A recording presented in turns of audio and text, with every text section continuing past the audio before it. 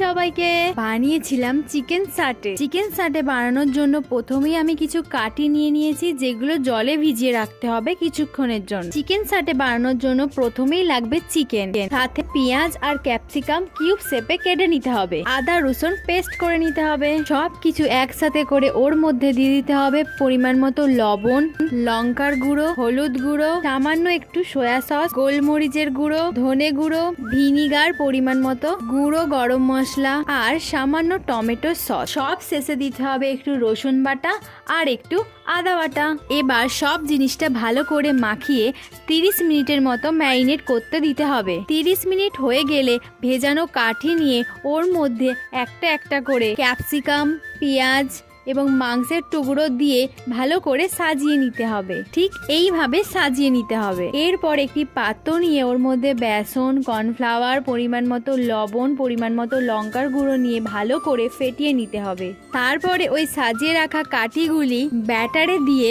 সামান্য তেলে হালকা করে এপিট ওপিট ভেজে নিতে হবে। দেখতেই পাচ্ছ আমি কিন্তু খুবই সামান্য তেল ব্যবহার করেছি। ভালো করে এপিট ওপিট ভেজে নিলেই রেডি হয়ে যাবে চিকেন সাটে। গরম গরম চিকেন সাটে একটু টমেটো সস আর একটু সর্ষে সসের সাথেই পরিবেশন করুন। এই চিকেন সাটের রিভিউ দিতে নিয়ে এসেছিলাম এই মহান ব্যক্তিকে। শুনে নিন চিকেন সাটে কেমন খেতে হয়েছিল। কেমন হয়েছে? এখন টাটা, রাধে রাধে।